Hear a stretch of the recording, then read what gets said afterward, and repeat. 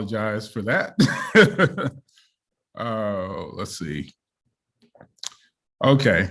So I was trying to introduce our guest, Jake Baskin. So excuse the technical glitch. So what was I doing? I was talking about Mr. Jake here. So we have Jake Baskin here, and one of the things, our focus is definitely supporting students getting computer science programming. And CSTA is just a wonderful organization that we have experience working with. And we wanted to definitely touch base and talk about some of the synergies with what we're trying to do and what CSTA provides. As many people who know me know, teachers are the gatekeepers to student success. So the support of computer science teachers is very important to us. And so welcome, Mr. Jake Baskin. Thank you, Trey. Yeah, it is wonderful to be here. I'm really excited to get to chat a little bit with you. Yeah. So thank you. I appreciate you taking the time out of your busy schedule. And so I'm just going to dive right in. So Jake, I read your bio and it says that you're a former computer science teacher. Full disclosure, I also work for Chicago Public Schools, and one of my first tasks as a program coordinator with career and technical education for the IT pathways was to support Jake. I was told, hey, whatever Jake needs, Jake gets, because he's awesome. So my first question, Jake, is what inspired you to be a CS teacher?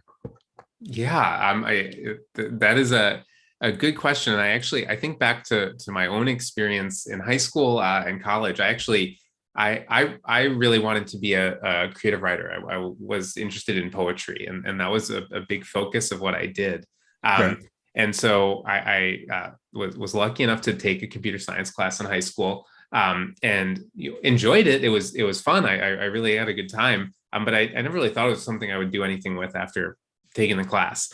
And I got to college, and I actually found that in my English classes, I was reading a lot, but not really given the opportunity to create. And my roommate was taking a computer science class, and I remembered liking it and thought I'd try it out. And it really sort of scratched that itch. It was somewhere where I was immediately able to make things. And I just loved the way that we created something, that we were building things that we could use and show off. And it connected with the same thing that I loved about creative writing, and got me hooked. And as I thought back on that, as I got more interested in education, it was just so clear that so many people didn't have the chance to engage in computer science at all, and weren't getting this incredible creative outlet. And so there are all these incredible economic arguments and engagements for why we should support more students having access to CS. But at the end of the day, I think it's an incredibly creative field and a chance to be expressive in new and different ways. Wow. Okay.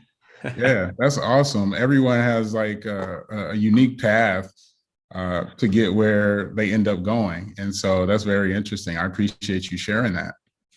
So, I used to come over to your school and check out what you were doing. And, it seemed as if you had a lot of engagement with your students, and you guys were having fun, but learning at the same time.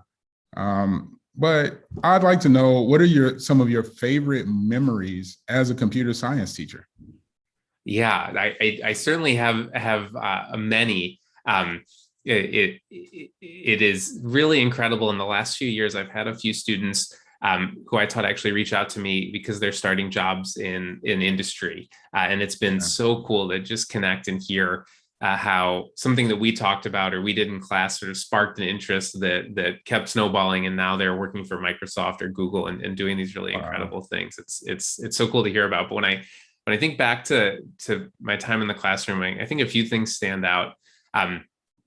As you know, I think CS opens doors to really interesting partnership opportunities. And at Lindblom, we had a really a cool partnership with the Qatar Foundation International, where we were able to connect with students in Doha. And we actually spent one summer for a week. We had a handful of students from Doha come to Chicago, and with students from Lindblom do a week-long course focused on using Arduinos. And at the end, they sort of spent the week building something that connected to their interests, and did something cool. And it was really just about sort of getting started with that. And I remember we had one student who was on the golf team and really interested in golf. And he was building, using Arduino to build like light up golf club cover that would respond to the environment in different ways. And it was just so cool to see someone who I think had never thought he was going to be sewing in school, and definitely not in his computer science class, working with conductive thread and sewing together to make this cool thing, and sort of, again, these creative connections. And it was just really cool to see that happen, and then to see how students could connect with their peers from halfway around the world and understand what that was like as well. So yeah, I think that really stands out. Another one I want to highlight, and that you were certainly involved with, but is as part of teaching at Lindblom, is I was able to connect and start teaching exploring computer science and go through the PD program there, and just getting to meet the other teachers that were learning about teaching CS together was always so much fun. It certainly built relationships that I continue to this day, and got to eventually facilitate. And I remember getting to go up to Wisconsin actually once to facilitate a workshop with some other teachers in Milwaukee, and just going through the same activities and hearing such different challenges and answers, and what it looks like to teach computer science in a very rural environment versus being in Chicago, and what are the same challenges and what are different, and I've always loved connecting on that. And I think it's what drew me back to CSTA and being able to support teachers from many different environments who are dealing with some very different challenges and a lot of very similar ones across the country. Wow, that's awesome. I don't know if I ever shared this with you, but I originally was supposed to come in to be a computer networking teacher when I first got there. So wow, I didn't know that. Yeah, so I sat through the Exploring Computer Science PD, which was very interesting. And I remember who my elbow partners were. I won't go, deep into that, but I still talk to those people to this day. So that whole building community with Exploring Computer Science was awesome. And, it's just taken a life of its own, and it still exists. And hopefully it can continue to flourish. So thank you for sharing that. So you're the executive director of the Computer Science Teacher Association. Why don't you go ahead and tell us a little bit about CSTA, any major initiatives you guys have coming up, just what are you guys about, and just give us the skinny on CSTA. Yeah, absolutely. So at the end of the day, at CSTA, what we care about and believe in is that every student should have a high quality foundational CS education. And sort of like you were saying, Troy, that can only happen when students have access to and are working with, when every student is able to work with a high quality computer science teacher. That is the lever that will make change. And so we support teachers doing three main things. I think one, and where I'm most connected is what you just said, building community. There's a network of over 90 chapters across North America and now globally that work to bring teachers together and create spaces where they can learn from one another and understand that they're not alone as the only CS teacher in their school or district. Second is that we develop and deliver ongoing professional learning. We know that teaching CS is something that you do throughout your career. It is not something that you can learn in a day or a week. And we have opportunities to continue career-long growth. And then last, we are, I think, uniquely positioned as an independent organization that is led by teachers. My boss is an elected board of members from CSTA. and we are able to provide independent guidance. So that means both literally setting the standard for CS and outlining what every student should learn across their K-12 experience in computer science, but also having opportunities to vet curriculum for alignment to standards or review and credential professional development opportunities that we think are of high quality for teachers. And so I know I'm rambling a little bit, but I want to highlight some exciting things that we've got going on at CSTA. I think for everyone in education, it's been a challenging year and a half, and lots of things have had to change. But I also think we as an organization have learned of new ways to connect with teachers. And so I'm really excited that we were able to actually increase the amount of professional learning we could provide over the last year, and want to and plan to continue that into the future. So after a successful run, we're continuing our virtual summits, which are day-long online professional learning opportunities, all led by teachers highlighting what is working in their classroom around a specific theme or focus. And the first of those is coming up in September, on Saturday, September 18th. It's going to be focused on cultivating a community of learners and thinking about how we as CS teachers specifically can work to create outstanding and connected learning environments in our classrooms and in our schools. And it's open for registration now, and I really encourage folks to check it out. And we'll have other summits throughout the year. I also just want to highlight, especially since we're both in Chicago, and I hope there's a great Chicago and Illinois audience tuning in. But the CSTA conference next summer is going to be here in Chicago, and it's never too late to start planning. I think it's going to be a really outstanding opportunity both to highlight what is happening in Chicago and Illinois around CS, but it's just a wonderful chance to learn, and really excited to finally, I guess, knock on wood, be able to all come back together in person for that event next summer. Yeah. And then the last thing I want to highlight is that we just recently launched our new virtual communities. And this is a new way to just connect with tens of thousands of CS teachers across the country and around the world. There's already really vibrant conversations happening about new ideas and ways to teach as folks are heading into the school year. And it's open to all CSTA members. So if you're looking for a chance to connect, please check it out. It's at community.csteachers.org. And we've got lots of other stuff going on, but just really excited about the way that those in particular will be able to connect folks and provide new ways to learn from each other about what's working. That's really awesome. So CSTA isn't just national; it's international. Yes, we certainly are. So we have always worked with teachers around the world.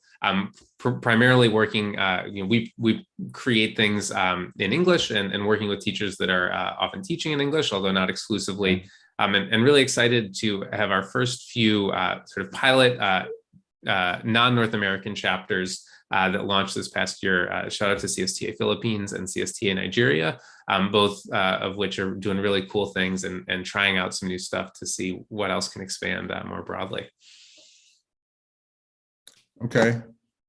So we have a question. Well, I have a question first, and then I'll get to I think the audience had a question that I'm being told. So you mentioned the summit that's coming up, and you mentioned that registration is open. How would someone register for that?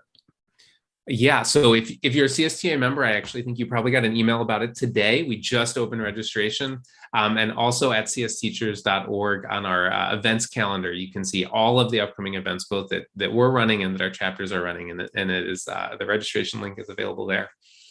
Okay, and so the question that's on the board is, you just rolled out CSTA Community. What does success look like for this new initiative? Wow, that is a big curveball. Yeah, big question. So as we think about it, we're honestly in a learning phase. We heard direct feedback, especially as COVID hit and folks were in our chapters weren't able to connect in person, to have new ways to connect with CS teachers and understand what's happening. And I think it comes back to something that I feel really strongly and I've seen play out across the country, which is there are very unique challenges that teachers face across the board in NCS classes in particular. And even as I've gotten farther and farther away from the classroom, I don't have that same perspective, and being able to ask or learn from someone who is dealing with those same exact things and understanding what's working, how have you addressed this in your classroom, you really understand that there's no perfect implementation. It's not that I can follow this curriculum and everything will go great. And so we want to create space for folks to learn from each other that way. And also have opportunities for our membership to really lead the conversation and be able to highlight what is important to them and surface those conversations for the broader community. Okay, great. Another sidebar question. This will be a layup. This will be an alley-oop for you. But I don't know. I think I heard that maybe does Chicago not have the largest CSTA chapter or something like that? I'm just asking, I'm trying to, I mean, born and raised in Chicago myself. Our chapter, I know, is bigger than probably New York and LA, I'm sure, but I'll let you, square that up. I'm just going off hearsay. Well, I don't want to start any wars, and we do have some chapters that are a whole state, so it might not be fair to compare. But I can say, also born and raised in Chicago, that it is the chapter that brought me into CSTA, and I think often one of our strongest. All right. I'll let you off the hook. You'll be a great politician one day, Jake Baskin. Yes, indeed. And also, I want to shout out, you talked about ECS and that whole community. So that whole gang, Gail Chapman, Joanna Good, Don, Valerie, everybody who the Learning Partnership, our friends at DePaul, Lucia, Dale Reed, Ron Greenberg, everybody. I'm sorry, I wasn't supposed to do that, but they were very instrumental in laying the foundation for what happened at Chicago Public Schools, and we're just greatly appreciative. Brenda Wilkerson, yes, her as well. So, and the entire computer science department at Chicago Public Schools. Andy Rasmussen. Okay, where am I now?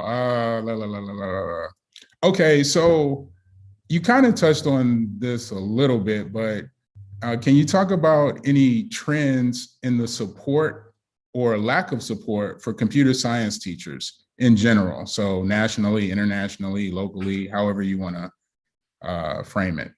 Yeah, absolutely. I think there are a lot of interesting trends, and we, in partnership with a few other organizations, with Code.org and ESEP on the policy side, and this year at the Capeware Center, have released a number of reports around trends that we're seeing and what we're learning from CS teachers across the country, the US specifically. I mean, I think it's really important to highlight, I think, a few things. One is just remembering the baseline that we're at. We're making progress, but as of this past year, we were still at a point where a majority of high schools in the US did not offer computer science. Yeah. And so there's still a long way to go, and a lot of effort that needs to be continue to be focused on how we can support more teachers and more schools to bring CS programs online. And where we do have CS taught, it's very different from other subjects. There are systems in place to prepare math teachers or science teachers or English teachers, and it just looks very differently. There are not many computer science teacher preparation programs. The first few have come online in the last couple of years, and so when we look at computer science teachers, we know that actually about 75% of all CS teachers don't have a degree in computer science or CS education. And when you compare that to math, for example, only 18% of veteran high school math teachers do not have a degree in math or math education. I mean, it's a very different world. And that leads to teachers feeling like they need different types of support. We know that over 25% of computer science teachers feel limited by their own subject matter expertise. It's clear that we need a deep investment in professional development to support CS teachers. And we also know that teachers are lacking some of the basics to teach computer science effectively as well. 35% of teachers reported to us that they don't have the materials, supplies, equipment, and space to effectively teach computer science. So we know we're in a place where we're making progress, but there's deep need for investing in continued professional learning for computer science teachers across the country. Wow, that was a lot. Okay, well, I appreciate that insight. So speaking of that, so you touched base on not all schools even offer computer science. So in the state of Illinois, the Illinois State Board of Education there's a new House Bill 2170 that is going to require all Illinois high schools to, at the very least, offer computer science for their students. So given the fact that, one, there's a teacher shortage in general, definitely a shortage of computer science endorsed teachers or teachers with that background. What do you think our community of support, so organizations like CS for Success and other partners, as well as school districts and schools, should be doing to prepare to support our students in the state of Illinois? Like, what are some of the things you think we could be doing?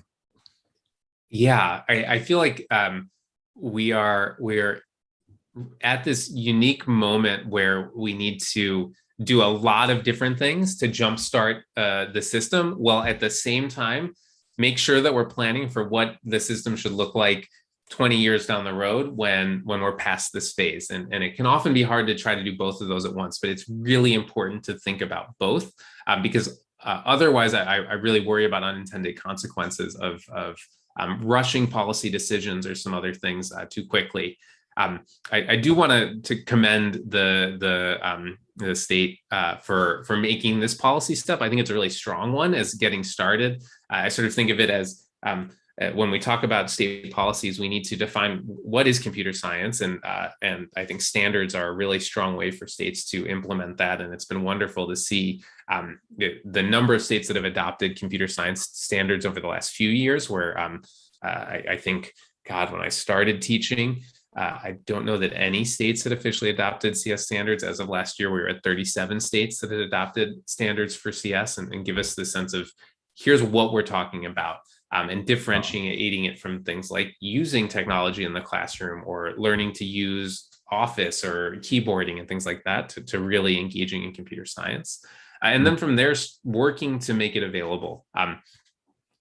It's interesting. We're at this place where we're going to need computer science teachers quickly in Illinois and across the country. And so I think we have a lot of clear evidence that in the short term, teachers from many subjects can become outstanding computer science teachers. Chicago Public Schools and the work that you were doing there is a clear example of this. With the right support, and it needs to be funded and put in place to really develop teachers over multiple years. But we know it works. And at the end of the day, I still feel that the teaching part is much harder than the computer science part. And there's really a wealth of knowledge that teachers from other subjects can bring into computer science and honestly make us better at teaching computer science in some ways as well. And I say all that and know in the long term, we also need to build some systems to prepare computer science teachers just like we do for any other subject. We need to be ready down the line with programs that are schools of education that support teachers in becoming computer science teachers. And I'm excited to start to hear some pieces of that happening across the country and I think in Illinois as well. And tied to that is being really careful about policy.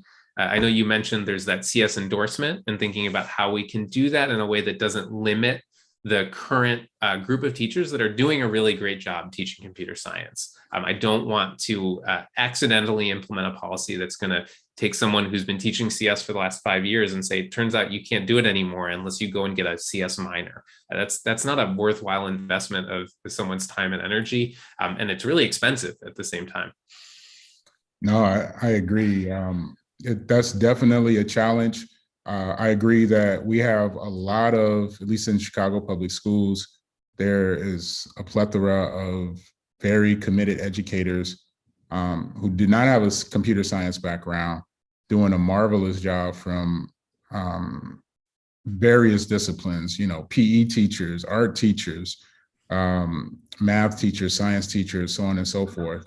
And some of them like converted 100% to be computer science teachers. They were like, well, man, I wish, And so, I think, one idea that was kicked around was, we kind of had developed a professional development model, and having rigorous professional development with other supplemental supports to count for, at least stackable credentials or potentially an endorsement, a provisional endorsement at the very least. So, hopefully we can get that together with the state in anticipation of the new policy that's going to be forthcoming. So, okay, well, thanks for that. And so, and just to piggyback off of that, and you might have mentioned a few things, but so CSTA, what specifically do you think CSTA can contribute to this particular situation with the new mandate? Yeah, so I think as some of the stats I highlighted earlier really call out is the clear need for continued support of CS teachers, and that's where we really feel our sweet spot is. Number one, if you're a new or experienced CS teacher in Illinois, please join one of our chapters. We have multiple chapters in the state now, and it's a chance to connect with your peers and learn from each other, and just get a sense of what's going on and what's happening. And then connect with CSTA nationally. We're really excited to be continuing to offer professional development that supports teachers, and all of it aligned to our standards for CS teachers. So just like I said, we have standards that highlight what students should learn across their K-12 experience. We, a little over a year ago now, released a set of standards that highlight what career-long growth for CS teachers look like, and have supports to help you as a teacher identify where are the areas that you'd like to grow, and what are opportunities that can connect you to resources, to programs that can help you in those areas. And I really encourage folks to engage with that as teachers and as administrators, or folks that support teachers. Please don't think that there's a one and done approach. You're going to have folks come up to you and say, here's the deal. You buy this book and you send teachers to this place for a week, and now they're CS teachers. And it is not fair to them or their students to think that that is where things end. It really is important that we think about how we can support CS teachers to grow throughout their careers. Yeah, I couldn't agree more. Continued support, ongoing support, continued professional learning, professional development, building community. One of the things we also found out was computer science teachers are oftentimes on an island. They may be the only one in their building. So who do they go to? They oftentimes have to go outside of their school. So just continuing to pour that love around those teachers, and connecting them with one another so they can share ideas.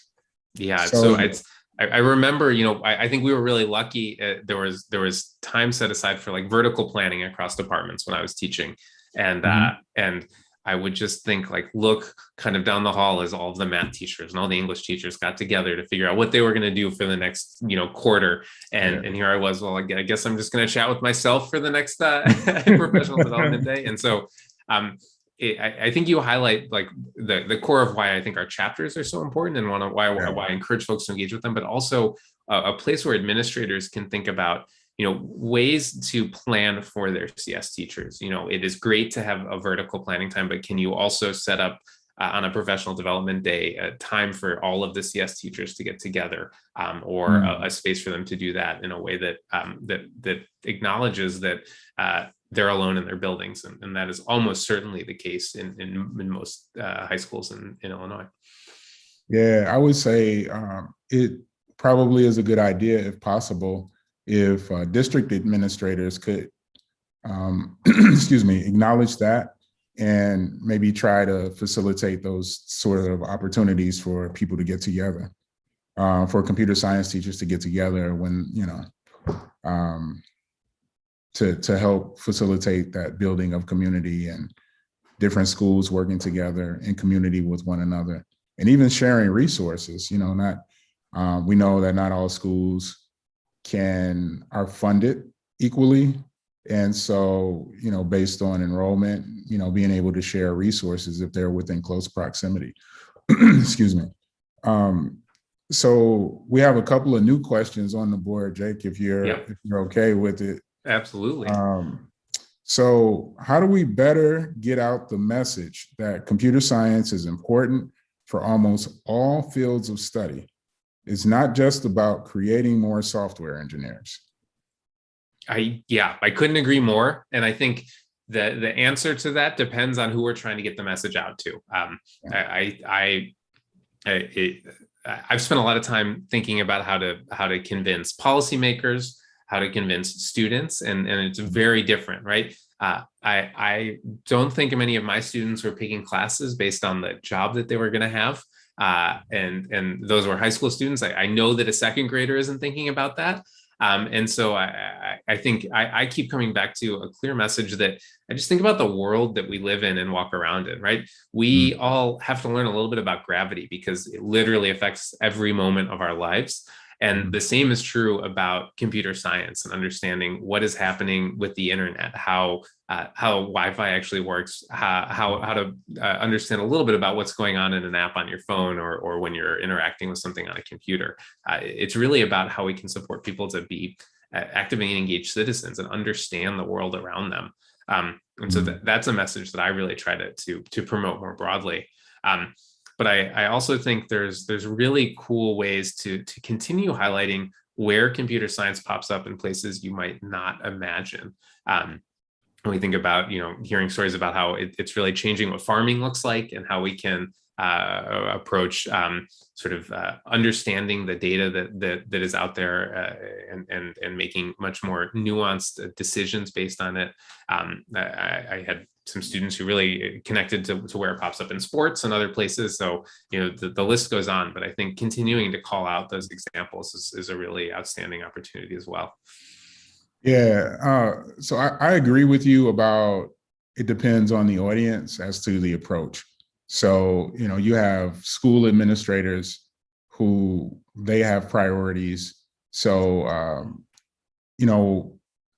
potentially there's no denying when opportunities for students post-graduation, when a higher ed institution or a corporation or a business comes to that school or communicates with that school like, hey, we have these opportunities, we have these open jobs that we need to get filled, but we're looking for people who can fill these positions with the skill set.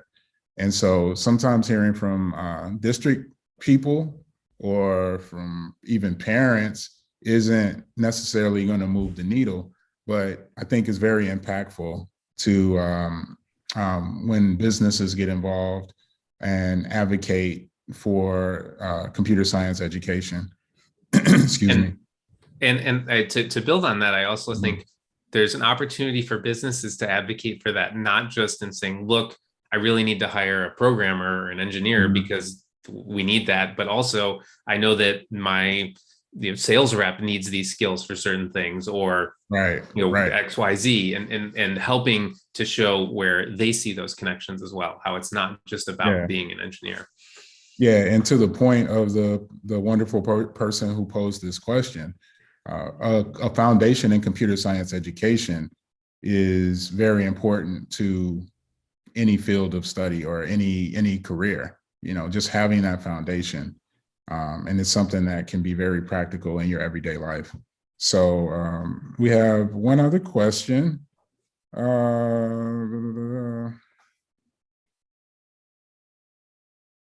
Hmm. Actually, we don't have another question. Okay, so sorry, just checking my board. So are there, in closing, is there any other advice or any other information that you'd like to share, either about CSTA or computer science education in general, as we start to wrap things up? Yeah, well, I think, as I said earlier, but I'll continue to give my pitch for anyone who's really interested in this and is watching this webinar. Join CSTA. There are opportunities to connect, especially with your local chapters and with the work we're doing, whether you're in the classroom or interested in supporting computer science teachers. So please check us out at csteachers.org.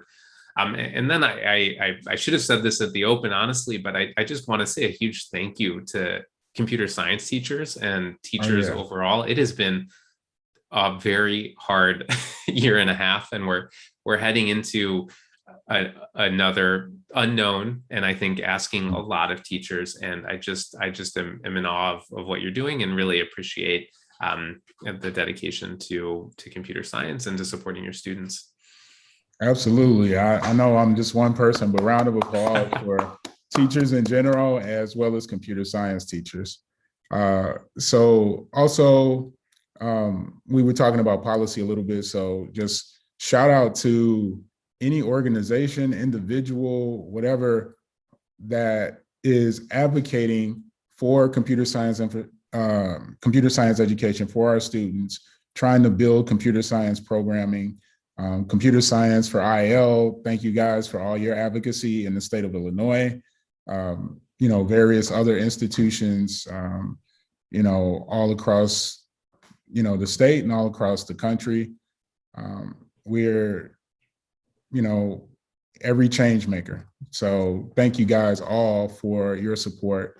And with that, I like to wrap up. I would like to thank the other two principals of computer science for success who really made this possible. Again, Abril Vela, Julia Flores, they're the engine that makes the train go. So I really appreciate everything that you guys do and your support. And again, want to thank Jake Baskin for taking the time out of his busy schedule to talk to us a little bit about CSTA and support of computer science teachers. So I hope everyone found this, our first Let's Chat session, to be informative, and look forward to the next one. And I hope everyone has a nice evening and a wonderful week. Thank you. Thanks, Troy. All right.